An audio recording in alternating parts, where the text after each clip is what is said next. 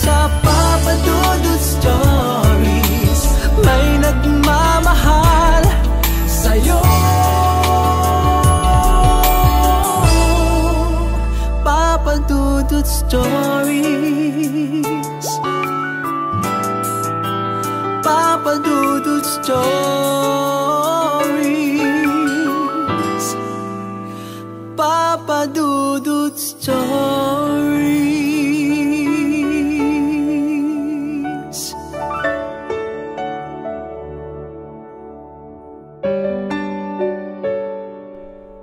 Maraming salamat sa iyo, Papa Dudut, sa pagpili ng aking storya. Matagal ko na pong nais na ibahagi ang aking kwento at ngayon ko na po i-share sa inyo dahil sigurado na po ako sa ending ng aking story. Dear Papa Dudut, marami ang maaaring manghusga sa mga pinili kong desisyon para sa aking buhay. Marami din ang naging negatibo sa mga konklusyon na akala mo kilala nila ako ng lubusan. Hindi ba maaaring takot lang akong mag-isa? Takot akong bumalik sa mga taong nakapanakit ng aking damdamin. Kahit sarili kong pinagmulan ay pinili kong layuan at naghanap ng sariling bubuing pamilya, pero ilang ulit nagkamali. Ako po si Angel aka Gia. Naway hayaan niyo po akong ikwento ang aking buhay. Lumaki ako sa isang pamilya na akala ko'y buo at totoo. 5 kaming magkakapatid, Papa Dudut, at si Ate Ann, Kuya Al, Kuya Ton, ako at si Drake. Sima noon si Papa kaya sagana kami sa pamumuhay. Nakatira kami noon sa isang lugar sa Southern Luzon, when all I can remember is my happy childhood life.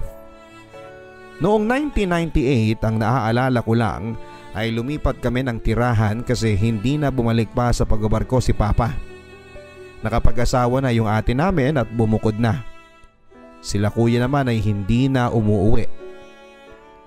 May mga inaasikaso sila mama at papa na negosyo, tapos kami ng youngest brother ko na si Drake ay nag-aaral pa ng elementary sa isang Catholic school. When I graduated elementary ay nilipat nila ako sa isang secondary school sa isang small city. At yung kapatid ko naman sa isang malaking eskwelahan with university.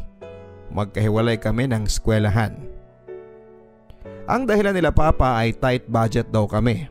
I understand their situation. Noong magsa-second year high school na ako ay transfer nila ako sa isang public school. Nanibago ako at napakalaking adjustments ang nangyari sa akin. Kasi ibang-iba talaga ang behavior ng mga estudyante at mas grabe ang pagiging terror ng mga teachers. Nagtuloy-tuloy ako sa pag-aaral pero nabarkada ako. Doon ko natutunan, Papa Dudut, ang mag-cutting classes at magkaroon ng bisyo. I don't know what came into me, pero pinili kong magpahinga sa mga bahay ng mga kaklase ko because of all the stress I'm encountering sa bahay namin at sa negosyo nila Papa. Palagi kasing galit si Mama. Dala na rin siguro sa pagod sa araw-araw. Palagi akong napapagalitan sa mga bagay na hindi ko alam o hindi ko ginawa. Late midnight na akong nakakatulog tapos madaling araw ay gigising para tulungan si Mama sa negosyo nila. I felt drained.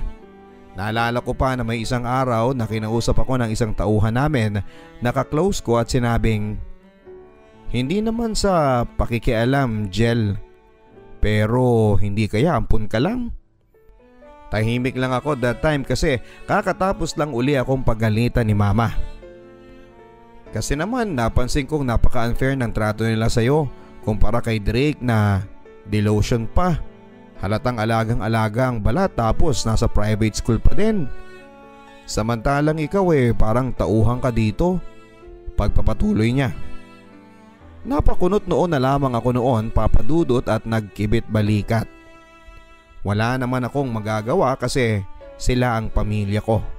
Basta kumakain ako araw-araw at may tinitirhan at nag-aaral ay okay na ako doon. Medyo na-bother lang talaga ako sa mga sinabi ng tauhan namin. May point naman siya sa pagiging unfair nila mama sa akin pero mas pinili kong wag na lang pansinin yon.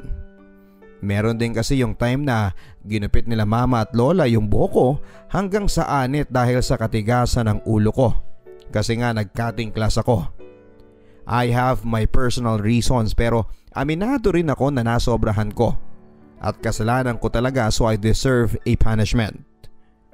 Growing up na nakikita sina mama at papa na naninigarilyo kaya naging chain smoker din ako noong second year at third year high school. Nagbago lang ako noong na-transfer ako sa isang matinong public secondary school malapit sa bahay ng lola ko. Naging mataas muli ang grades ko noon. I graduated high school at naghanap ng mapag-enroll ang college. Gustong-gusto ko talaga ng course na HRM at Fine Arts. Yung dalawang yon ang pinagpipilian ko talaga. Pero ang sabi sa akin ni mama ay hindi nila afford yon. So pinag-entrance exam nila ako sa isang college na BSBA lang ang kurso kasi may scholarship program sila doon. Na once na makapasa ka sa exam nila ay magiging scholar ka. I passed. Kahit ayaw ko sa kurso ay trinay ko pa rin na i-enjoy. I met new friends at naging masaya naman. Doon ako naging conscious sa physical appearance ko. Hindi kasi naalagaan ang kutis ko. Grade 4 pa lamang ako noong nagkatagyawat ako. At tinitiris ko so nung nagdadalaga na ako ay maraming butas ang mukha ko. Oily skin at maitim din. Matangkad naman ako papadudot at slender ang pangangatawan. Kaya naman noong nasa college na ako ay natutunan kong mag-mix and match ng mga damit ko at makeup to conceal the blemishes ng mukha ko at pumustura lalo sa paglalakad kasi pencil cut ang uniform namin sa college. During that time ay natutunan ko din na ma-in love. Isa siya sa mga kaibigan ko. Sa first day in college ay nakita ko na kaagad siya. His name is John. Actually marami silang John sa grupo. Naging mas palakaibigan kasi ako noong nasa college na and we always go sa malapit na mall kapag break namin para magpalamig o tumambay. Nagpapapicture pa nga ako sa photo studio kasi hindi pa uso noong 2005 ang smartphones para sa mga groupie. Palagi kaming may mga kopya ng mga photos at palagi din kaming nagvi-videoke. I enjoyed most of their company. I have this very close friend among the group. Siya naman ay si Iya. Though may mga naging kaklase na rin ako noong high school na kaklase ko din noong college, ay mas naging close ako sa mga new friends ko. Galing kami sa iba't ibang lugar. Like Iya na galing pa siya sa Northern Luzon. Iba ang personality niya sa akin. Mas outgoing siya at mas madaldal. Since siya ang pinaka-close sa akin, napansin niya kagad na may gusto ako kay John. John also been a close friend to me. Palagi naman niyang kasama si Myrna at si Joy. Myrna is one of the shortest but bubbly. Si Joy naman ang pinaka-simple. Doon ako natuwa kay John. He can be a good friend and never gets bored hanging out with us. Kasi lalaki siya. Pero matyaga siyang sumama sa amin sa pag-window shopping at kapag may personal problem ang bawat isa sa amin ay nakikinig siya. Naging sobrang magkalapit kami lalo na noong palagi niyang bitbit ang gitara niya. He loves playing especially when we jam at isa yon sa mga kumukumpleto ng araw namin. Hindi naman sa pagmamayabang papadudot pero may magandang boses ako noong kabataan ko. And I admitted to Iya na mahal ko na si John. I asked her to keep it secret. I just want to be with him as his friend at masaya na ako sa pagiging kaibigan. But one day he asked me something about Joy. Kung ano ang impression ko. I told him that she is simple, smart and gorgeous. Ano kayang tipo niyang lalaki? Tanong niya.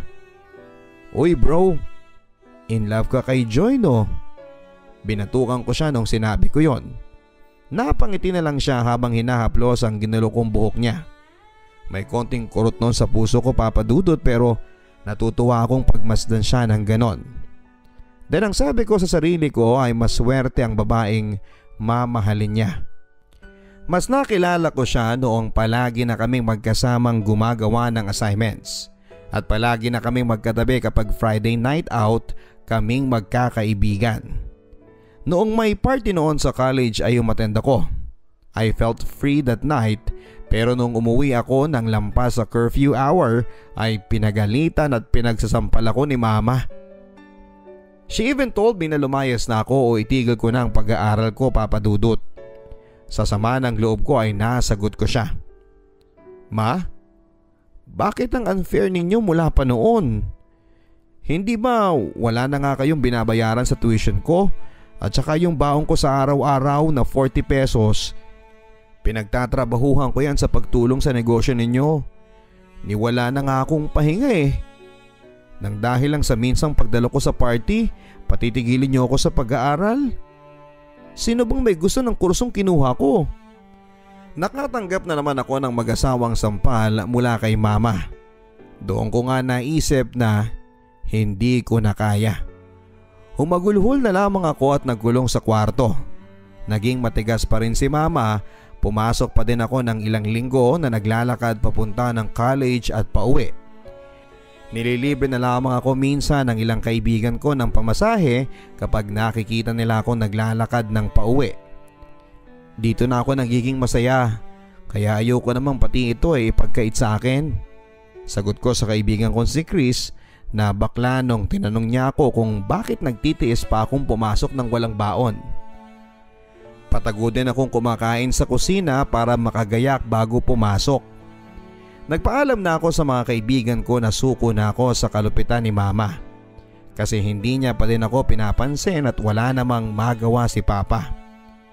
Joy told me na mas okay kung ipagpapatuloy yung pag-aaral ko. Kinausap ulit ako ni Mama pero galit pa din siya. Bakit pumapasok ka pa? Ang tigas talaga ng ulo mong bata ka. Maglaba ka dyan at wag na wag kang lalabas ng bahay. Hindi ako nagsalita nung umalis na siya. Lumabas ako sa kwarto at nalaman kong nakalak nga sa labas ang pinto ng bahay. Napaiyak na lamang ako. Pero naghanap ako ng way to go out. Ewan ko pero parang milagro ang nangyari. Tinanggal ko yung jalousie ng bintana at binutasan yung screen cover niya. Nabuksan ko yon gamit ng tinidor, yung double lock sa labas ng pinto. Nagmamadali ako mag-impake at aalis na ng bahay nang kumakabog ang dibdib. Bago lumabas ng bahay ay naisipan kong mag-iwan pa ng sulat. Ma, sorry po kung lalayas ako. Naging unfair kayo sa akin na sobrang kinasama ng loob ko. Mula noong bata ako hanggang ngayong dalaga na ako, puro hinanakit na lamang ang nararanasan ko. Umabot pa noong 3rd year high school ako na suicidal na ako pero pinili ko pa ding ipagpatuloy ang mabuhay na umaasang mamahalin niyo rin po ako tulad ng pagmamahal ninyo kay Drake. Huwag po kayong mag-alala. Makikituloy po ako sa mga kaibigan ko na willing tumulong sa akin. Sorry po talaga, Ma. Gusto kong ipagpatuloy ang pag-aaral ko. Umalis ako sa bahay na maraming bit-bit na gamit at dumiretso sa eskwela. Hindi naman ako binigo ng mga kaibigan ko. Pinatuloy nila ako sa mga tirahan nila. Hindi nga lang ako tumatagal kasi hindi sang-ayon ang mga magulang nila sa paglalayas ko. Naalala ko kasi yung sinabi sa akin ni Mama na kapag maglalayas ako ay panindigan ko at wag na akong babalik pa. Kaya hindi talaga ako babalik. Nakita ko ng lola ko at kinumbinsi akong tumuloy na lamang sa kanila. Total, sa isang college lang kami ng pinsang ko nag-aaral. Tumira ako sa bahay ng tita ko na katabi ng bahay ni Lola. Iba ang ambience, parang mabigat pero no choice ako. Alam kong sinasabi nila Lola at tita kay Mama na nandun ako. Nakasama ko doon si Ate Aiza, yung favorite cousin ko mula pagkabata. She is my favorite playmate. Sa mother side ng family ko ay komportable pero parang may iba akong napapansin. Marami silang restrictions pero isinawalang bahala ko na lamang yon, Papa Dudut. One day ay tumawag yung nanay ni Ate Aiza. Malapit ang loob ko sa auntie ko na yon kahit sa tawag ko lang siya nakakausap kasi nasa Japan siya. After nilang mag-usap ni ate, pinakiusap nila sa akin. "Hello? Kumusta na po kayo?" Bungad ko. "Angel? Anak? Ikaw ba yan?" Tugon niya sa kabilang linya. Umuo ako. "Lumayas ka daw kina ate. Ano nangyari?" "Opo, long story po. Pero gusto ko lang po talagang ipagpatuloy ang pag-aaral ko." "Hayaan mo na sila. Huwag ka nang babalik doon. Masama talaga ang ugali nila. Magkano bang tuition mo at ako nang bahala?" Para akong nabunutan ng tinig sa lalamunan nang narinig ko yon. Nangilid ang mga luha ko. "Thank you po." Yun lang ang naisagot ko sa kanya. May mga sinabi pa siya about sa inis niya kina mama kasi pinabayaan akong lumayas at nakakaawa daw ako. Pero isa lang ang nasabi ko sa kanya. "Auntie, pwede po bang mag-request?" "Ano yun anak?" "Pwede po bang tawagin kitang mama? Kasi po matagal na akong sabik sa kalinga ng isang ina." Ewan ko ba Papa Dudut pero bigla ko na lang naisipang sabihin yon. "Ako naman talaga ang mama mo eh." Sagot niya na kinabigla ko. "Po?" Paninigurado ko sa mga narinig ko. Akala ko kasi nananaginip lang ako. "Anak kita. Kinuha ka lang nila sa akin." Paliwanag niya habang umiiyak. "Sino po ang tatay ko?" "Wala na siya. Huwag mo na siyang hanapin. Pinabayaan niya tayo. Basta ako ang bahala sa pag-aaral mo. Ano bang kurso mo? Padadalhan ko kayo ng Ate Aiza mo ng monthly allowance. Huwag na huwag ka nang babalik doon." Tanging opo at iyak na lamang ang naitugong ko sa mga sinabi ni Mama Vicky. Yung inakala kong favorite auntie ko ay nanay ko pala. At yung favorite cousin ko ay half sister ko pala. Anak ni mama sa Hapon si Ate Aiza pero nagkahiwalay din. May pamilya na si Mama Vicky sa Japan at may 2 anak sa Hapon na asawa niya ngayon. Kinausap ako ni Lola na nang masinsinan na huwag daw sanang sasama ang loob ko sa mga magulang ko. Kako naman ay hindi masama ang loob ko. I became observant kasi parang may napapansin pa din ako sa mga kamag-anak namin. Pero minsan ay binabaliwala ko na lang. Puro kami putok sa buho. Ilang pinsan ko din ang walang ama katulad ko. Naging mas close kami ni Ate Aiza at natutunan ko din yung mga kinahihiligan niya. And I am very glad to be with my sister. May nabanggit din siya na sama ng loob niya sa mga tiyahin namin na nag-aruga sa kanya. Kaya mas nag-observe pa nga ako. Istrikto sila at maraming limitations sa amin. Pati yung pinapadalang pera ni Mama Vicky para sa allowance ko ay hinihigpitan nila. Being a college student ay marami talagang dapat bilhin pero mas mahigpit si tita at walang magawa si ate. Tahimik lang akong nagmamatiyag. Pumapasok tapos ay uuwi, ganoon lang ang naging routine ko. Doon ko din naman naranasang mabilhan ng magagandang damit at sapatos dahil may naibubukod naman si ate para sa pambil namin ng mga gamit. Pero dumating ang isang araw na nagkaroon ng krisis o problema sina tita at parang naibunton lahat ng sisi sa pagtira ko doon. Nagbalak ako papadudot na umalis at gusto ni ate na sumama. Nalaman ni tita yung balak namin na yon at pinagalitan ako. Kung lalayas daw ako ay huwag ko daw isama sa kalokohan ko si Ate Aiza. So pumasok ako after that tapos ay hindi na ako bumalik sa kanila. I've dealt with so much stress sa pinanggalingan ko. Naisip ko na baka pabigat nga lang talaga ako sa mga kamag-anak ko. Naikwento ko ang lahat ng ito sa mga kaibigan ko, especially kay Joy, kay John at kay Iya. Nakituloy muli ako sa mga kaibigan ko.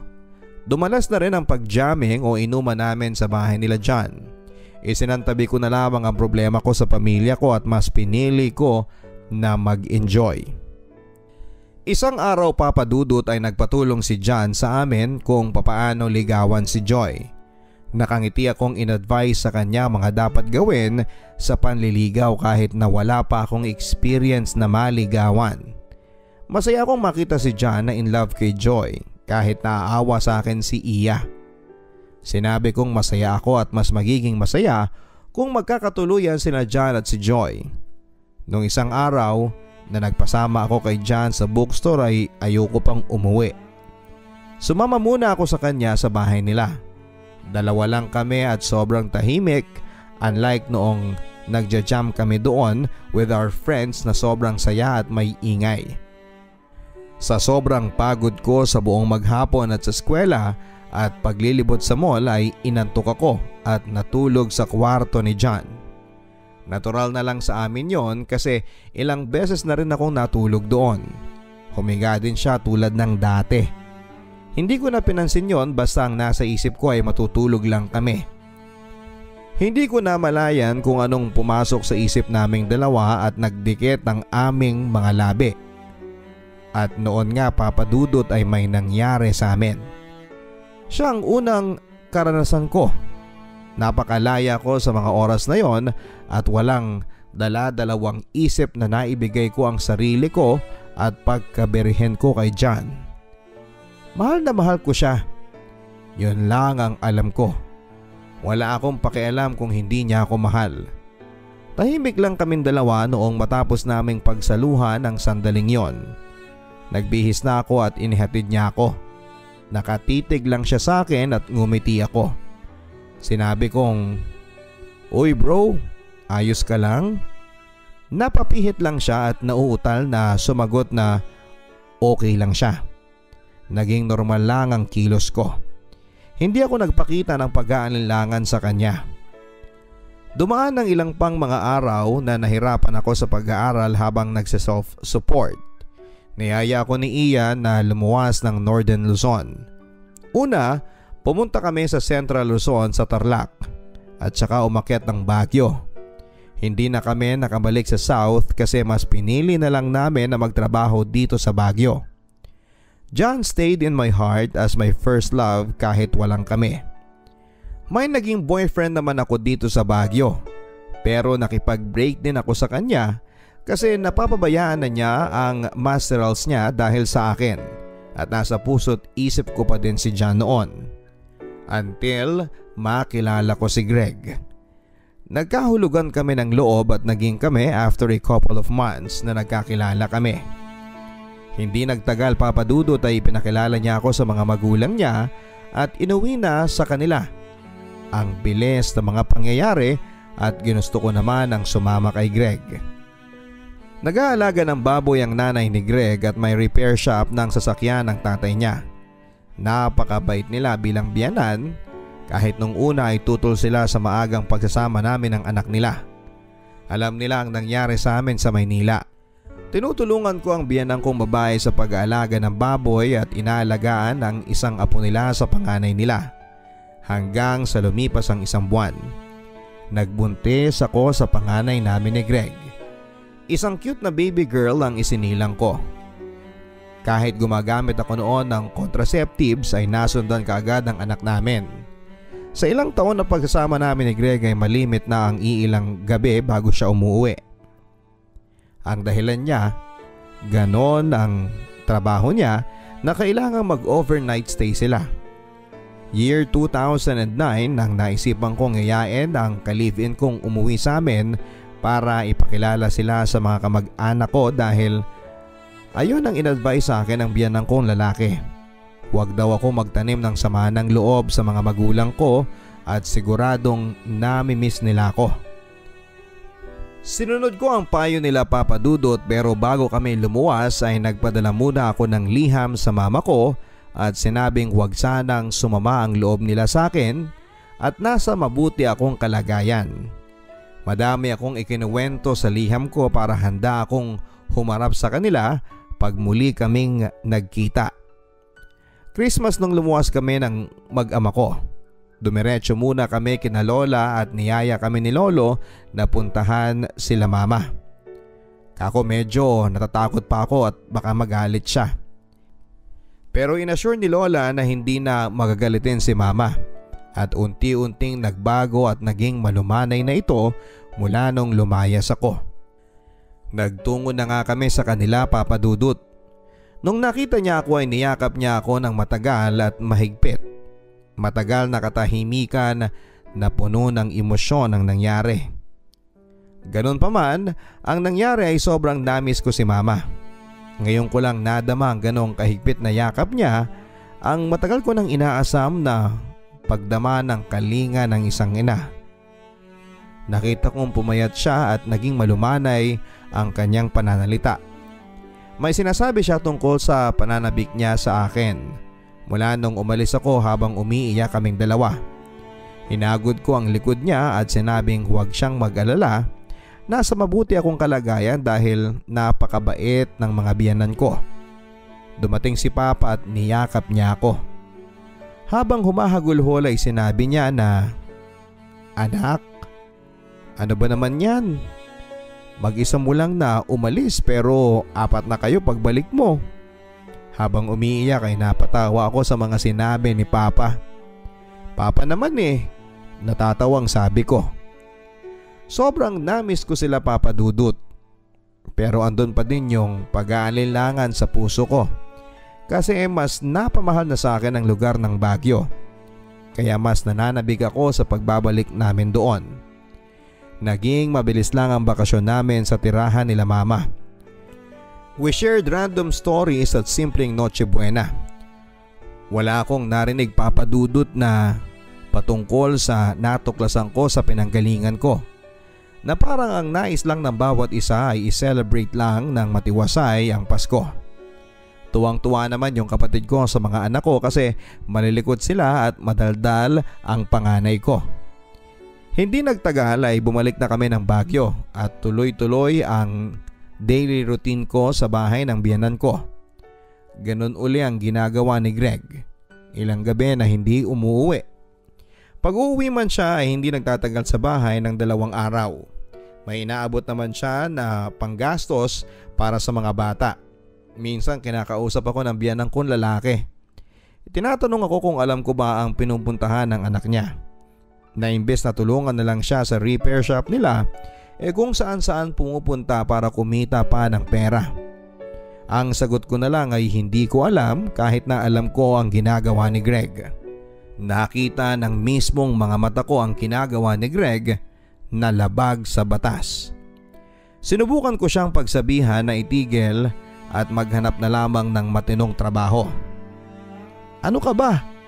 Nag-iingat naman ako at ayokong katrabaho si Daddy. Kung yang ulit ang sasabihin ninyong gagawin ko, ayoko. Alam niyo naman na hindi kami magkasundo." Laging sagot niya sa akin. Nakakalungkot pero hinayaan ko na lang siya kahit labag sa loob ko. Despite all the care and love I gave him, may nagagawa pa pala siya na hindi maganda maliban sa gawain niyang labag sa batas. Sabi nga ng iba na kapag kinutuban ng babae ay nagkakatotoo. Napapansin ko na rin sa kanya na may ibang kinakahumalingan siyang babae. Dahil nung pinanganak ko ang pangalawang anak namin ay nakipag-meet pa siya sa babae habang naglilibor ako. Nalaman ko yon nung chinek ko ang cellphone niya noong umuwi na kami mula sa ospital. Mga ilang beses na rin kaming nagkakasagutan sa iba't ibang bagay. Kung bibilangin siguro nakalima na siyang babae at ang pinakahuli ay yung hindi ko na kaya. Nakipaghiwalay na lang ako sa kanya. Umuwi ako kina mama at nagtrabaho sa Maynila. Ilang buwan ako nagstay kina mama. Isang araw ay kinausap ako ni mama. Unexpectedly ay inungkat niya ang nakaraan. Alam mo ang nangyari. Gusto ko lang malaman mo na hindi kami nagsisisi na inangkin ka namin. Kagustuhan din yun ni Vicky. Magpa-flight na siya at since sabi kami ni Papa nyo na magka-baby muli, kaya pumayag kaming kunin ka. Tahimik lamang ako habang nagpapaliwanag si Mama. Ang tanging naitanong ko lang ay kung sino ang totoong tatay ko. Hindi rin daw niya alam. Napakibit balikat na lamang ako. Sinabi pa ni Mama na sana iwag daw sumama ang loob ko. Ma, naging mabuting ama si Papa sa akin at tinuring niya akong kadugo niya. Never ko pong naramdaman mula sa kanya na iba ako. Kaya wala po akong rason na magtanim ng sama ng loob. Sumang-ayon na lamang si Mama sa mga sinabi ko. Tumango na lamang ako kasi gano'n naman talaga. Susunod na lang ako sa utos. Dumaan pa ang ilang buwan, Papa Dudut, pero hindi ko pa rin sinasabi na nakipaghiwalay na ako kay Greg. Bumalik na ako sa Baguio at nagsimulang muli dahil hindi ko natiis ang pananabig sa malamig na lugar at tahimik na malayo sa magulong buhay sa Maynila. Masyado kasing madaming sikreto na ayaw nilang sagutin sa Maynila at puro panghuhusga mula pa mismo sa ibang kamag-anak namin ang naririnig ko. Na ang alam lang nila ay puro lang kalokohan ang ginagawa ko.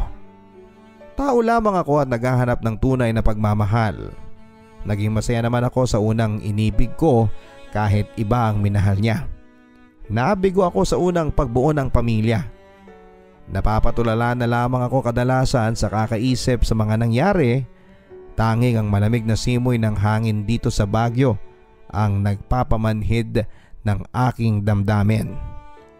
Ipinagpatuloy ko ang mabuhay na mag-isa, Papa Dudut, nang makilala ko si June. Sumugal muli ako sa pag-ibig. Ewan ko pero parang naisip ko kung kaya ni Greg na magmahal ng iba. Kaya ko din. Nagkaanak kami ni June at nagsama. Sumama ako sa kanya sa Mountain Province at doon ay natutunan ang trabahong farm. Mula sa pagbubungkal ng lupa hanggang sa pag-harvest ng gulay. Mahirap pero kinaya ko. Sobrang adjustments talaga ang naranasan ko. Pati sa pagluluto ay kailangang magsibak ng kahoy. Okay lang sa akin yon kasi ginusto ko nga. Nang 3 taon na ang anak namin ni June ay nabuntis muli ako ng hindi napagplanuhan. Na-depress ako kasi hindi ko pa nabibisita yung mga anak ko kay Greg. Nung kinuha ko kasi sila noon sa biyenan ko ay nakiusap sila na ibalik ko kasi hindi nila kaya na wala ang mga apo nila. Nagkasundo kaming lahat na nasa poder nila ang mga bata basta bibisitahin namin upang hindi kami makalimutan ng mga anak ko. Sa sobrang hirap ng buhay, matagal ko na silang hindi nabibisita. Naipasyal ko pa sila noong mahigit 1 taon na yung pangatlong anak ko at nabilhan ng mga gamit. Ngunit ngayong magdadalawang taon ko na silang hindi nakikita ay sobrang nalulungkot ako. Patuloy pa din ang pagtulong ko kay June sa vegetable farm. Pero noong last trimester na ng pagdadalang tao ko ay maaga akong nag-labor. Itinakbo nila ako sa ospital at na-confine ng 3 linggo. Kasi kulang daw sa buwan ang baby ko. Pero naka-open na ang puwerta ko. Kailangan ko daw ng complete bed rest at maraming medication para lumaki ng tama ang baby o maging fully developed bago ko siya ipanganak. Ang hirap ng naging sitwasyon ko, Papa Dudut.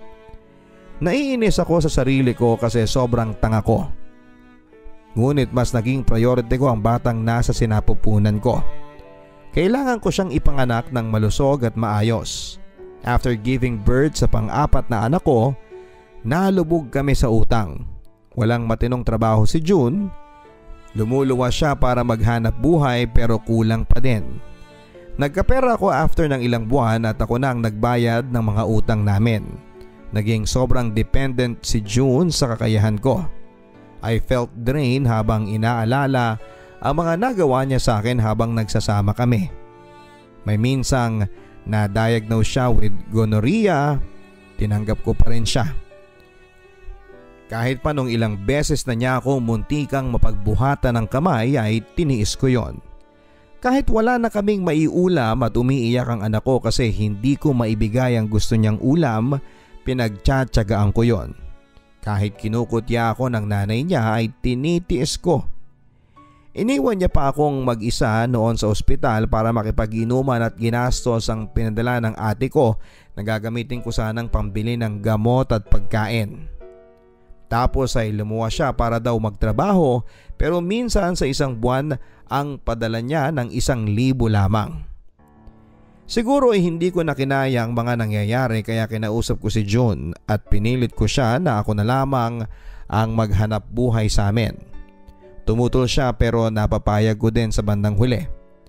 Nakahanap ako ng trabaho at lingguhan padala ang ginagawa ko sa kanila. May nangyaring pumalya ako ng padala, nakatanggap ako ng samut-saring negatibong salita mula sa kanya at sa iba pang kamag-anak niya. Ninais ko ng katahimikan at napaisip ako. Bakit puro na lang paghihirap ang nangyayari sa buhay ko? Dumagdag pa noong sinubukan kong humingi ng tulong kay Mama Vicky kasi nagbalak akong mag-apply na lamang sa abroad pero nadismaya ako. Nakilala ko ang tunay na ugali ng tunay na nanay ko. Madami siyang inakusa sa mga magulang kong umampon sa akin at kung ano-anong mga hinanakit niya sa amin. May naipadala man siya noon sa akin pero minsan lang yon. Ang ayaw ko lang sa mga sinabi niya ay yung tungkol sa kinilala kong ama na si Papa. Binahagian ko si Papa ng pera na pinapadala niya dahil kailangan sa medications niya noong na mild stroke siya. Doon na parang nalusaw ang buong pagkatao ko kasi wala talagang willing tumulong sa akin. Yearly man ako na nagkakaroon ng pera sa ATM ko ay sakto lang yon na panggastos ko sa buong taon. Hindi ko alam kung saan galing yon. Basta sinunod ko lamang ang habilin ni Lola na mag-open ako ng sariling bank account. Pero mula nang namatay si Lola ay close ko na ang ATM ko dahil mas pinili kong magmula sa sarili kong sikap ang matatanggap kong pera. Ayoko nang alalahanin pa ang naging sagutan namin ni Mama Vicky sa chat. Ang dami-dami pang nangyari sa buhay ko. Gulong-gulo na ako. Kahit mga kamag-anak ko ay nilalayuan ako. Kaya I choose to stay in Baguio. Malayo sa mga mapanghusgang mata ng sariling kadugo. Hindi nagtagal ay nagkahiwalay kami ni June. It is my own decision. Hindi na siya magbabago pa. 5 taon na kaming nagsasama pero hindi niya kaya ang responsibilities. Sa gitna ng kaguluhan ng aking pag-iisip ay nakilala ko si Chini. Naging super close kaming dalawa kahit kakikilala lang namin. She is the other side of my personality kasi pareho kaming go with the flow ang ugali. Pero mas may plano siya sa buhay. Matagal na siyang nag-a-apply sa abroad as DH. I found a best friend sa gitna ng frustrations ko sa buhay. Naintindihan niya ako at alam niya ang mga pinagdadaanan ko. Hindi niya nakakaligtaan ang pagpapaalala sa akin ng mga magagandang maaaring mangyari in the future kung magtatrust lang ako kay God. Naging roommates din kami at mas naging parang magkapatid ang turingan. Nagkaroon ng kulay ang buhay ko nang makasama ko siya. Hanggang sa nagkaroon siya ng boyfriend na palaging nagtitreat sa amin ng lunch or dinner. Nagkaroon ako ng manliligaw. Naging mabait naman sa akin si Hector. Sumugal muli ako sa pag-ibig at nakita ko naman kasi na may trabaho siya at mapagmahal sa mga kapatid niya at mga pamangkin. Noong naging kami ni Hector ay sinamahan naman niya ako sa school ng 2 anak ko. Libangan niya ang pagmumotor kaya't kadalasan niya akong inaangkas kapag may long ride silang magkakapatid. Hindi nagtagal ay nagsama kami at nagkaanak. Noong una ay ayoko na sanang magkaanak muli dahil may 4 na akong anak. Pero ninais kong magkaroon ng kahit isang anak na lalaki. Pumayag ako sa gusto ni Hector na magkaanak kami. Naging sobrang siloso siya at mahigpit sa ilang mga bagay. Umabot pa nga sa puntong pinagbubuhatan niya ako ng kamay. Pinagseselosan niya ang mga anak ko sa unang kinasama ko. Pinagbabawalan niya akong bisitahin ng mga anak ko. Lahat ay nagkaroon ng limitations. Dumating pa nga sa punto na pinaputukan niya ako ng baril ng dahil lamang sa pera. Napapayak na lamang ako minsan habang iniisip ang mga pagkakamali ko sa buhay. Sa pagiging tanga, mapagtiwala at sa pagiging sabik sa pamilya. Ngunit bigong-bigo ako. Mas lalo ako nawala ng pag-asa nung sunod-sunod na ang pag-aaway namin. Sa tuwing uuwi siyang lasing, nanginginig ako sa takot. Pinakahuli na ang tangkain niya na patayin ako sa harap ng anak ko. Kinabukasan noon ay tumakas ako. Noong nasa biyahe ako ay humahagulhol ako habang iniisip ang kamalasan ko sa buhay. Naalala ko ang mga pagmamalupit sa akin nila mama noon, ang panghuhusga sa akin ng mga kamag-anak ko, ang rejection ng tunay kong ina, ang mga bigong pag-ibig ko at ang mga anak ko na napapabayaan ko na. Namasukan ako at nagsimulang muli sa tulong ng ilang kaibigan at lalong-lalo na ang Panginoon.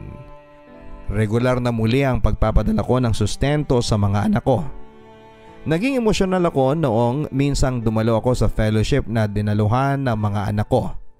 Ang sabi ng pastor ay God will provide. We should not worry. Sa dinami-dami na mga nangyari sa buhay ko ay hindi ako pinabayaan ng Diyos. Binibigyan niya ako ng pag-asa. Kahit ginugulo ako ni Hector na makipagbalikan sa kanya, ay naging matigas ako sa desisyon ko na hindi na bumalik pa sa kanya. Tama na mga maling desisyon ko dahil sa kagustuhan kong magkaroon ng sariling pamilya. Hindi lang ako ang nagsasuffer kundi ang mga anak ko. Naalala ko pa noon na sinabi ng tito ko na umuwi na lamang sa amin. Umayaw ako papadudot at mas pinili kong maging matatag sa bawat problemang ako din ang may gawa. Ayokong umuwi ng may problema. Gusto kong masaya lang. Kaya nagpatuloy pa rin ako sa bagong hamon ng buhay. Nawili ako papadudot sa pakikinig ng radyo. Mula noong 2016 ay naging avid listener na ako hanggang sa ngayon. Naging active texter at bumabati at nagbibigay ng advice sa Talk to Papa with the code name of Ate Gia ng Baguio. Mostly ay binigyan ko ng advice yung halos pareho sa mga pinagdadaanan ko, and also ay based on my own experiences in life ang mga pinapayo ko. Dito ako mas nalilibang. Maraming bumabati sa akin kahit na hindi nila ako lubusang kakilala. I met new friends at kahit mga DJ sa radyo ay naging kaibigan ko na rin. Dito ko naranasan ang tunay na saya. Ang tumawa ng malaya at walang pag-aalinlangan. Ang ipakita ang totoong pagkatao ko. Ibang-iba si Angel na magulo ang buhay kumpara kay Gia na masiyahin at malayang gawin ang gusto niya. Gia is the matured feature of Angel na sigurado na sa plano sa buhay.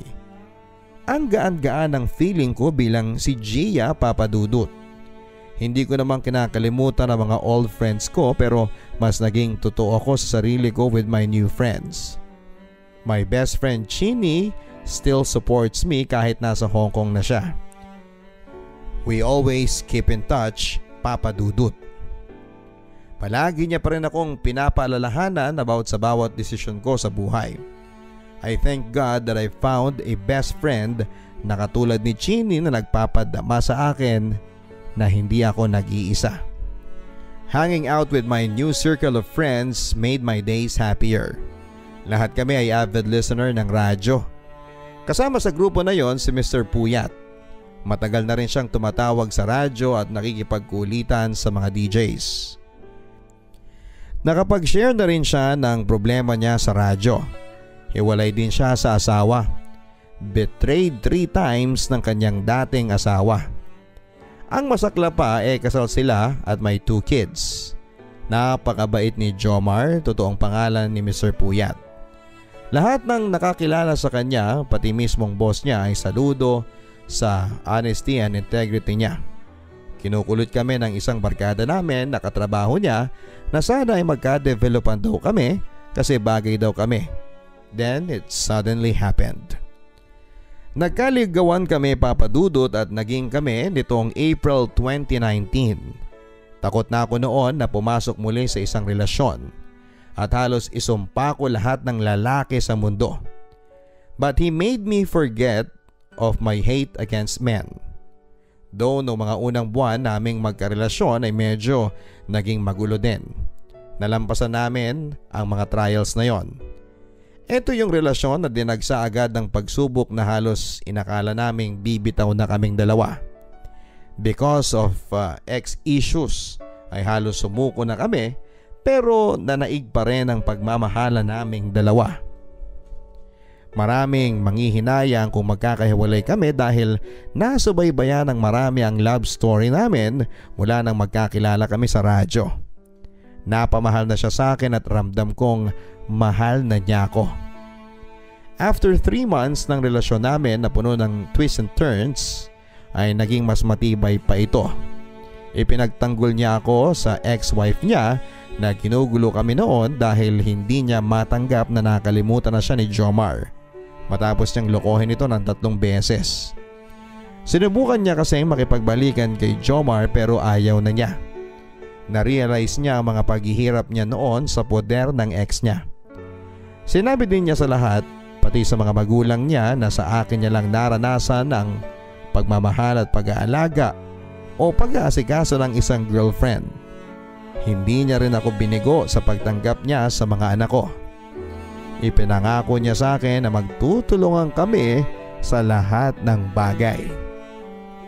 At hindi ko mararanasan sa kanya ang mga masasamang naiparana sa akin ng mga ex ko. Hindi niya ako binigo. Pinadama niya sa akin ang tunay na pagmamahal na matagal ko nang inaasam. Ika nga ng mga DJ na kami daw ang couple of the year. Maraming sumabaybay sa love story namin na kapwa listeners at kadalasan ay nagchat-chat sa amin. Sobrang pasalamat ko sa Panginoon at ibinigay niya sa akin si Mr. Puyat. Ngayon ko natatamasa ang pag-ibig na matagal ko nang hinahanap. Yung aalagaan ako at proud na sabihin sa buong mundo na ako ang babaeng minamahal niya at bumubuo ng buhay niya. Hindi man kami perpekto bilang tao ay maligaya kami sa piling ng isa't isa. Magkahawak ang kamay naming hinaharap ang mga pagsubok at sabay naming tinutupad ang mga pangarap. Wala na akong ibang hihilingin pa, Papa Dudut, kundi ang patuloy na paggabay ng poong may kapal. Nagpapasalamat din kami sa lahat ng mga kaibigan namin at itinuring na pamilya dito po sa Baguio. Hanggang dito na lamang po, Papa Dudut, at patuloy pa din kaming nakatune in sa inyong istasyon. Thank you very much and God bless and more power. P.S. Binago ko na po ang mga pangalan ng ibang karakter. Tanging pangalan lang po namin ni Mr. Puyat ang totoo at ninais po namin na huwag nang palitan. Sincerely, ang inyong kaliham, Ate Gia.